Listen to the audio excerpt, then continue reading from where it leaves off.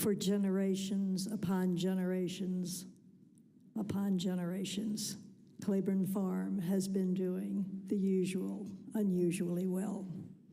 And today, Seth Hancock becomes a pillar of the turf.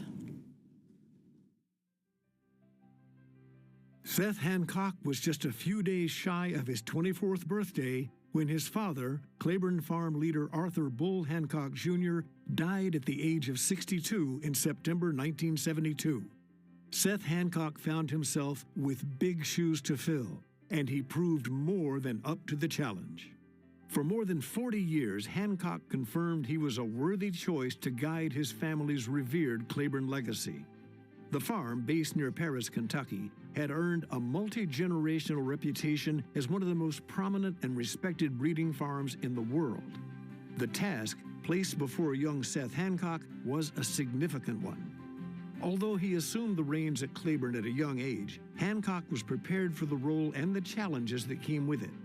A University of Kentucky graduate, he brought an agriculture degree to what was intended as a lengthy course of working in the various divisions of the farm. Hancock quickly demonstrated his horsemanship when he purchased Judger as a yearling from his father's dispersal in 1972. The colt raced for Hancock and won the 1974 Florida Derby and Bluegrass Stakes. And then came the farm's relationship with Secretariat, a colt bred by the Meadow stud of Virginian Christopher Chinnery, a longtime Claiborne client.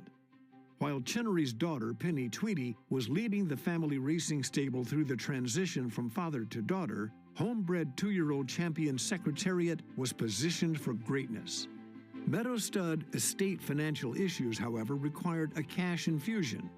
Hancock stepped up and syndicated Secretariat's breeding rights for $6 million. An astounding figure at the time.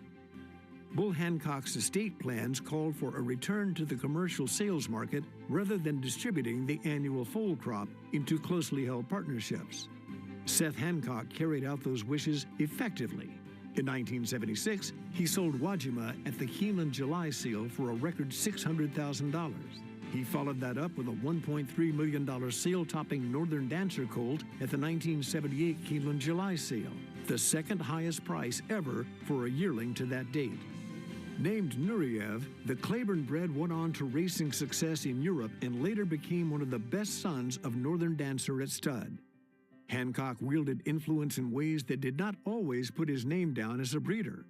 It was he who suggested to Ben Castleman that he send his mare My Charmer to the modestly priced Claiborne stallion Bold Reasoning. The result was Seattle Slew, who brought only $17,500 as a yearling, but became the first undefeated Triple Crown winner and an impactful stallion. Hancock added his own chapters to his family's knack for acquiring future star stallions, including Danzig, Mr. Prospector, and Unbridled.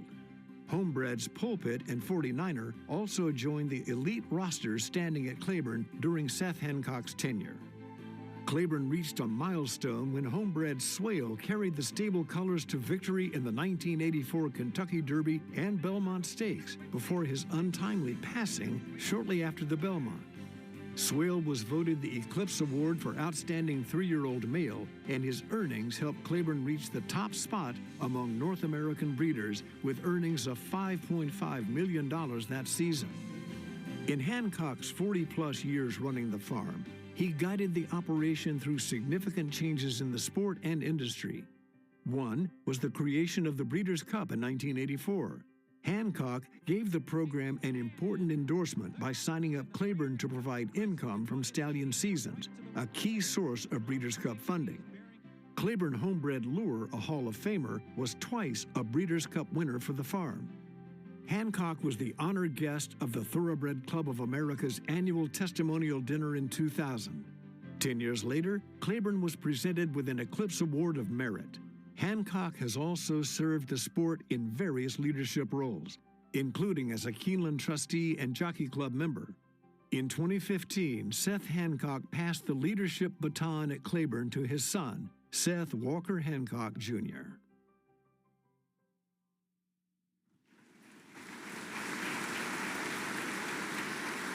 Seth Hancock.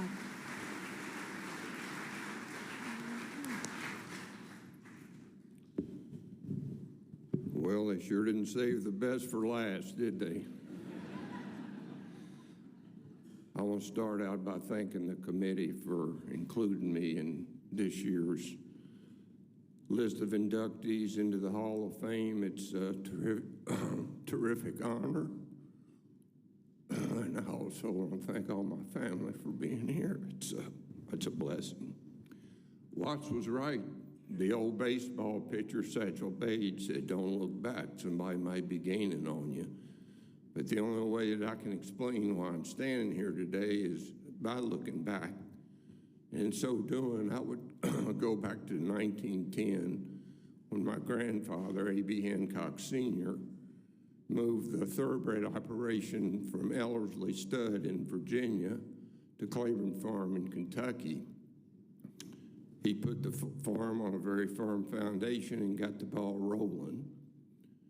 My father took over the running of the farm in the mid-40s and took it to even greater heights and made Claiborne into what it was and hopefully what it still is.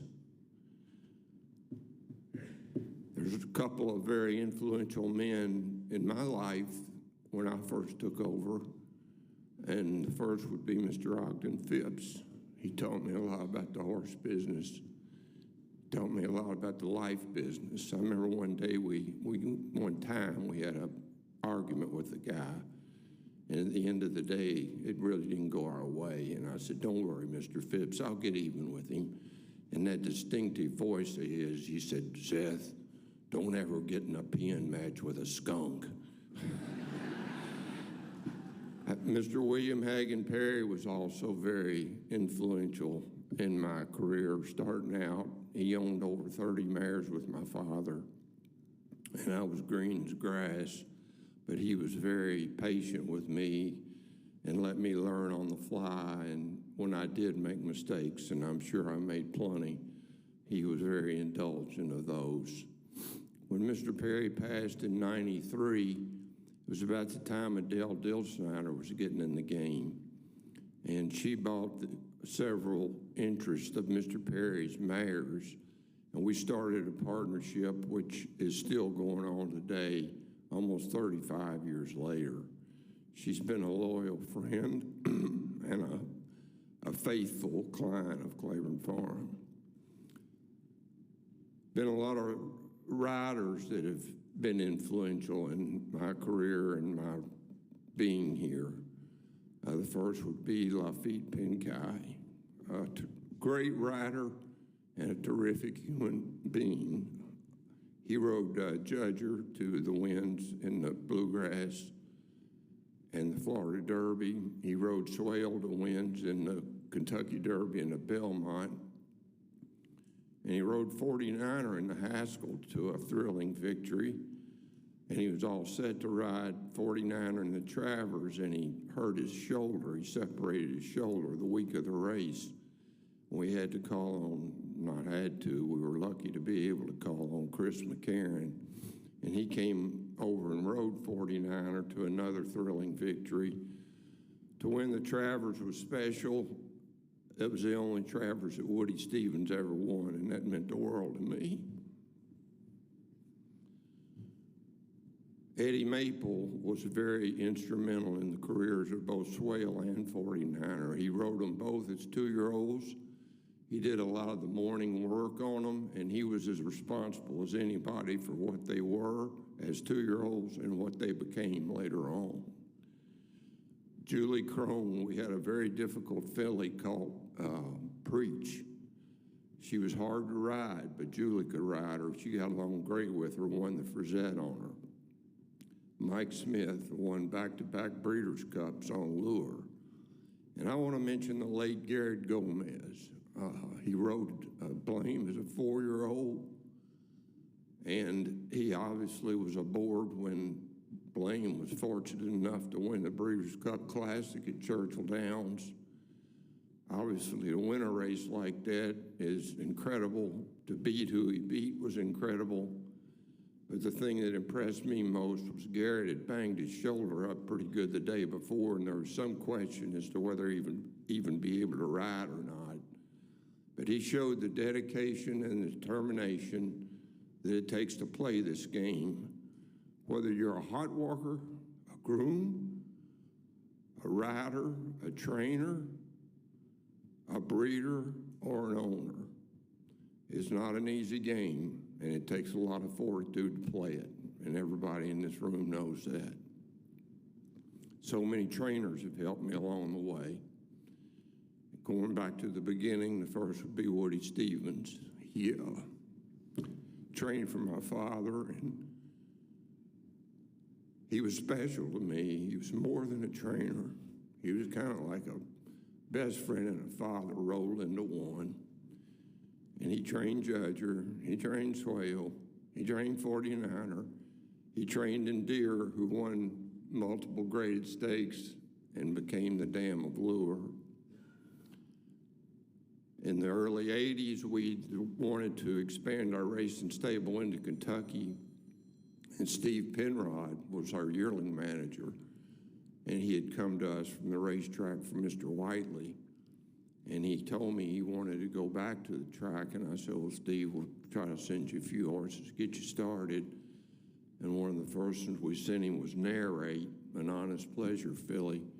He won the Fall City with her, and she later became the Grand Dam of Pulpit.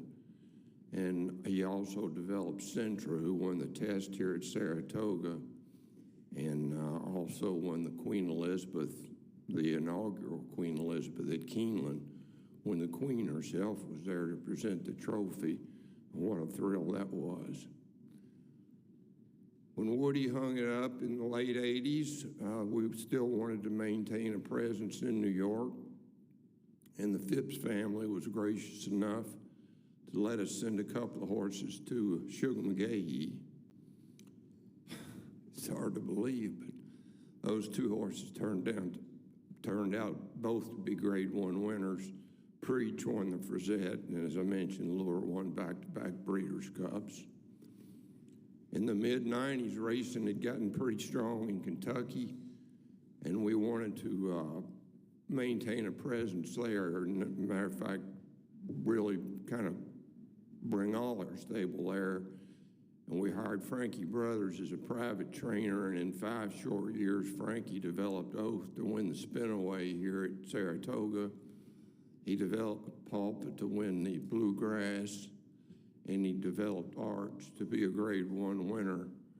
Now, this is a little-known fact, but not only did Frankie train Arch, who was the sire of Blame, he trained Libel, who was the dam of Blame. He went so far as to even train the trainer of Blame, Al Stahl. And Al did a wonderful job for us in the years that he trained for us, developing Blame to be the champion 4-year-old, and other horses like Departing, who won 3 separate derbies at the age of 3.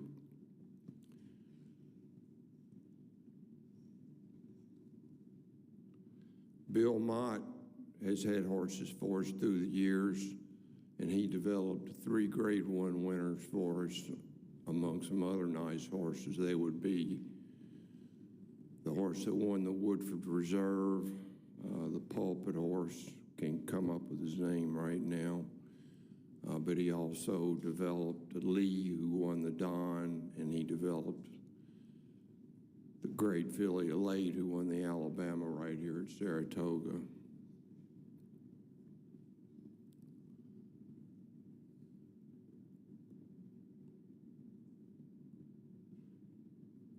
This game's been good to me, obviously. I mean, it's been my life. I really don't know what else to say. I'm honored. I'm blessed. We all are to be in this business. It's a special business. And I thank the committee for choosing me for this honor. And there's not really much more that I can say than that. I thank all y'all for being here, and I thank the committee for choosing me to be a pillar of the turf. Thank you.